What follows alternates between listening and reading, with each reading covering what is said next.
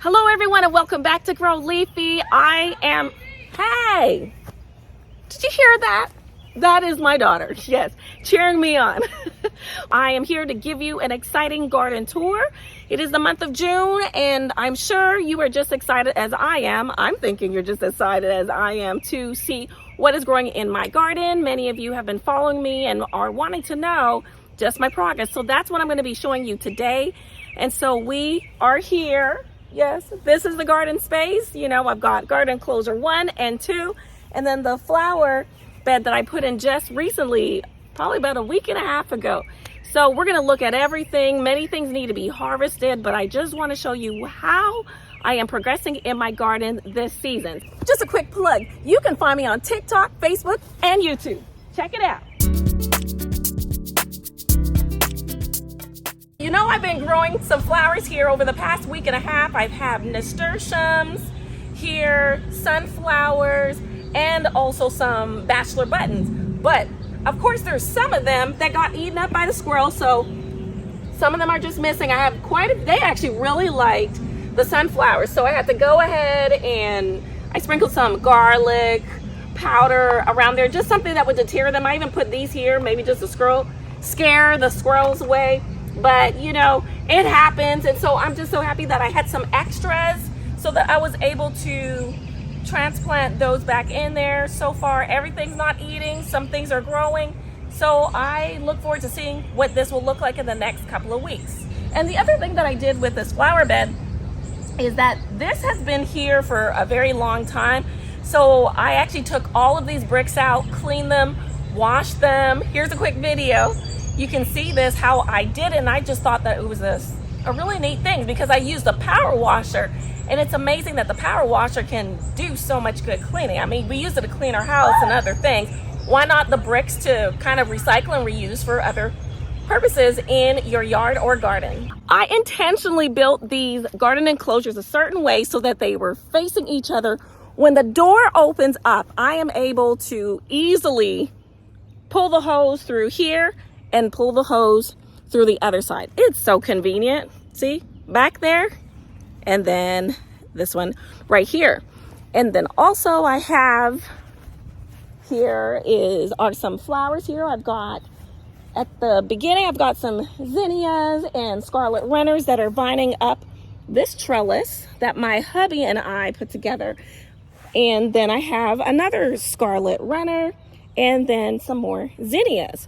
And then I have the same over here where I've got some more flowers, but they're different. So I've got over here, I've got marigolds.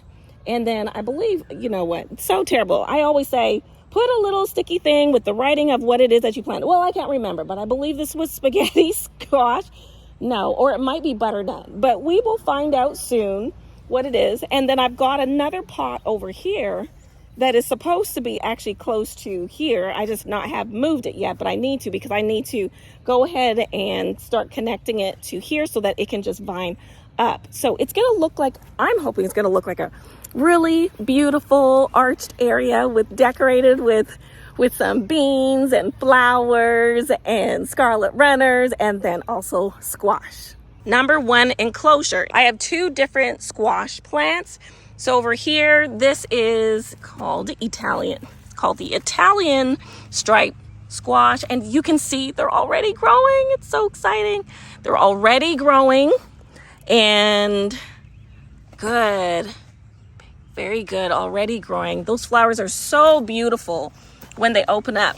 Now, I know some of you are thinking, oh, she put 2 squash plants so close to each other. I did that intentionally and on purpose because I'm just trying to see if they're able to still produce a lot of fruit and even a good size fruit with being close together. So I did do that with my squash. Next year, I may not do that at all. I am experimenting because last year I did that and it was pretty successful, but we will see. We shall see. And over here is another squash, and this one, there's a title for it. Where is it? There it is. It says zucchini, but it's some kind of a round, okay? Some kind of a round zucchini. You can see they are also starting to form down there. And then I've got I'll come over here and I'll explain to you what's going over here. But I've got peppers, and then I have in a lot of my beds as a companion plant borage. And so I've got borage. You'll see this plant just kind of everywhere. And then you'll see different types of herbs as well. You'll see hyssop and basil and thyme. I've got peppers, green peppers. And then over here, these are actually starting to grow now. These are little watermelons, sugar baby watermelons. So I need to start attaching those up. And then also melon. Let's see. It is a melon. Let's pronounce it melon Kazakh, if I said that correctly. That's growing over here. Onions. I have a lot of chives that are just kind of like everywhere as a companion plant with a lot of everything. And then some more peppers that are back there. And then over here, I have also another, well, I have pretty much arch trellises throughout my garden because I just vine up a lot of different things. Now, this garden is really growing really well, but also I have not maintained it in the past couple of days. I've been extremely busy at work, and so I need to come home, and I had to come home, and I need to do that now. It's the weekend to work on it. And so there's chives here. These are bush beans, and I have about 4 bush beans back there growing behind the peas, and then these sugar snap peas, which we will taste because they are just lovely. Sugar snap peas. And then I've got a bunch of kohlrabi that are really past time that need to be harvested.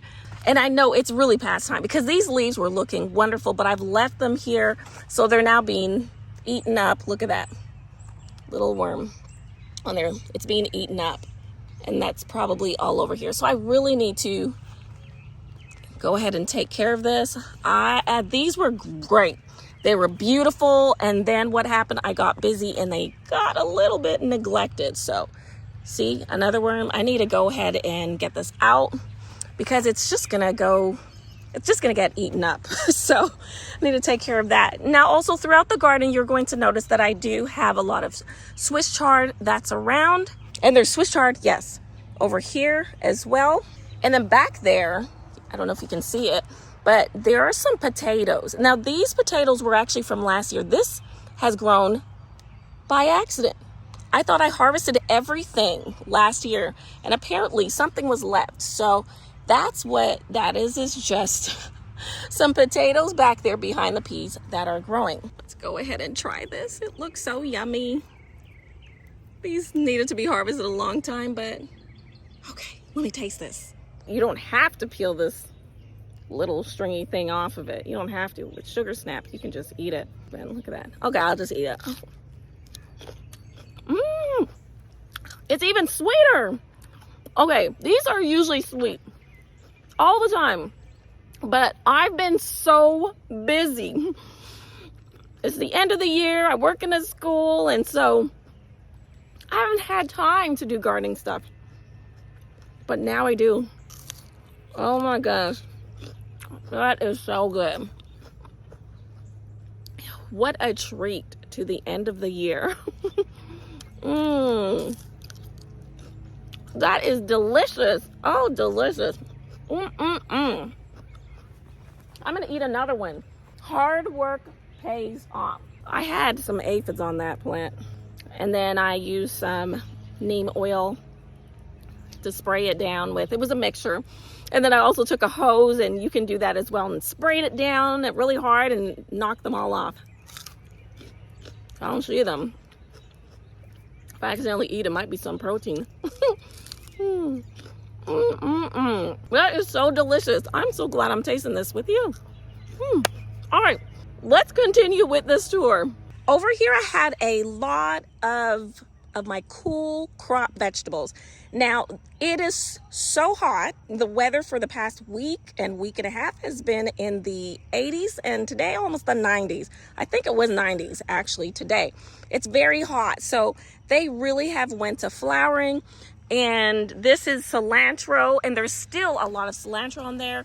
And a lot of these leaves, even before the flowers, you can eat all that still, and you can harvest it. It still tastes wonderful. And so what I've been doing is actually sharing it with other people, bringing it to work. But just look at the flowers, and I just left them on there because I just think that is so beautiful. The bees have been loving it. But I know I really need to come to the point of taking it out because I have potatoes, sweet potatoes actually, that I need to go ahead and put there. And then bok choy, as you can see, it's completely yellow. It's drying out. Really went to the flowers. The bees have been loving it. But now look at this. This is becoming the seed pods. And so now if I want to harvest all these seeds, I can. They're not fully dried out yet, but I'm waiting for them to really turn yellow, dry out completely, and then harvest it. So I have a lot of bok choy, which was so good, that was growing, but now the flowers are dropping off, and all that's left now are the seed pods. So I am going to leave a couple, maybe one or two of these plants because I don't need a whole lot of seeds. But I also need to plant some more things in this garden. So I'm going to take it out, harvest it, and leave a couple of them in here so that I can show you what it's like to harvest some of these pods. But around this bed, I also had, like I mentioned, just some other herbs, some Thai basil, which I really love to make tea with Thai basil. It tastes really yummy. Yep, that's the Thai basil, because I also have just regular basil and then cinnamon basil. I have different types of basil, but the Thai basil, it's so good. It almost has like this licorice taste to it. So I love putting it in teas. You can put the fresh leaf in there or dry it out so that it can last a very long time, but it is fantastic as a tea if you've never tried that. I love drinking tea. I drink it every day, and I like to harvest a lot of the herbs that I have within my garden to make tea out of it. Welcome to the second garden enclosure. In here, we start off with squash. There's quite a bit of things that I need to do to this. And I really haven't been spending that much time here. And I know that I'm dealing with a few issues that I'm noticing with the leaves. Well, first of all, I really haven't been here because I've been really busy. But even though things are growing, I need to continue maintaining it or my plant is going to suffer. And I honestly have not been able to water this garden in some days and really provide the care that I need to it. And so I'm noticing this, and I haven't paid attention yet. So that's something I need to look at to see exactly what is going on. I have been going through, if I'm seeing any eggs, squishing them, providing a mixture of neem oil mixture. So I just know that I need to put some extra level of care. The plant looks very strong, but that doesn't mean that it can't take a turn. We've had significant heat going on, and I just really haven't been able to come out and provide the care. Here's another squash plant as well.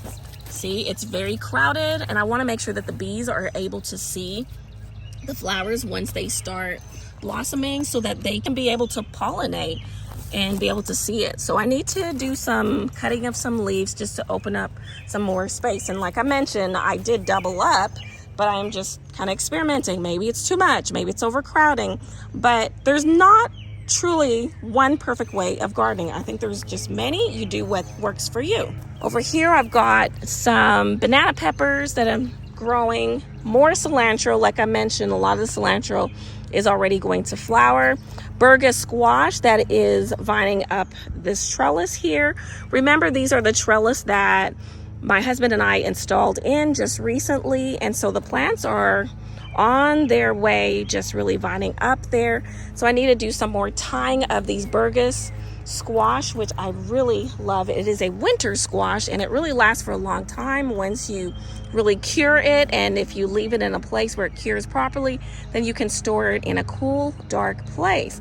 And on this plant here, look at that, a little mini Burgess squash that's starting to form. So that's what's going to be happening pretty soon. Now, this tomato plant has had some issues. Now, I'm probably going to do a whole video on what's going on here, but I'm seeing where there are tomatoes that are coming through.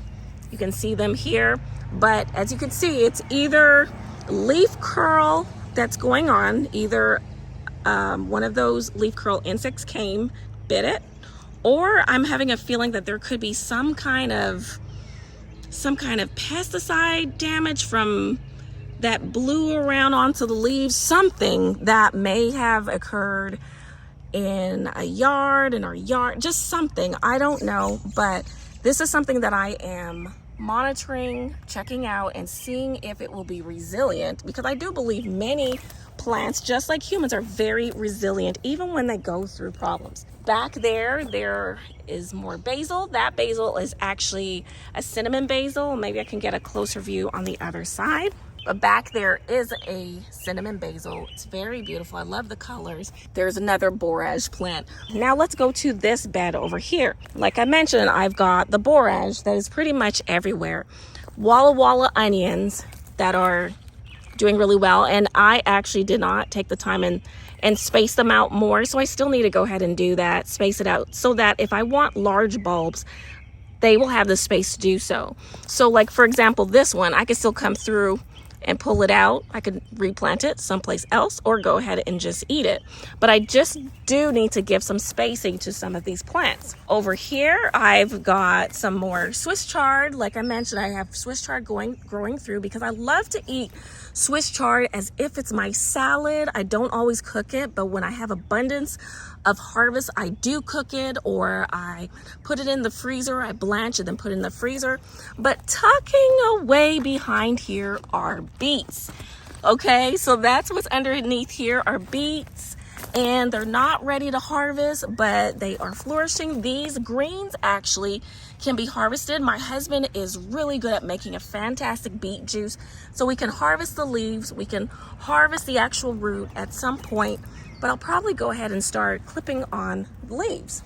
Now in these two beds, I just want to mention that we have been dealing with earwigs. So take a look at this video here and take a look at it, because my husband and I went out in the middle of the night trying to figure out what type of insect or pest is eating up our leaves and putting all these big holes in here.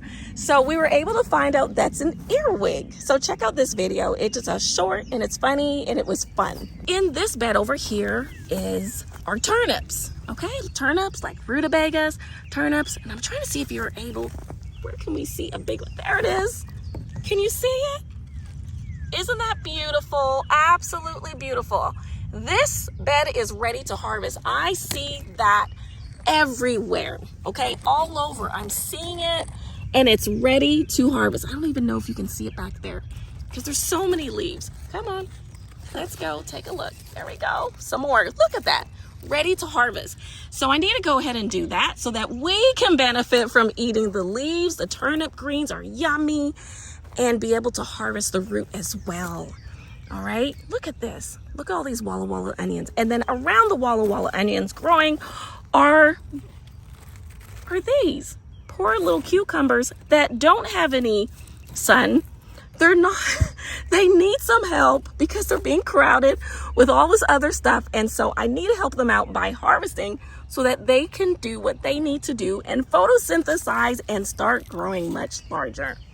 Go take a look on the outside of the garden enclosures because I got other things around the garden. For now on, you will always see lemongrass because I love making lemongrass tea, harvesting it. You can cook it in a lot of recipes and soups, any kinds of cuisines. But I have not made a lot of recipes, but a lot of people have been telling me that about different recipes. And so I'm going to experiment with that a lot more this year.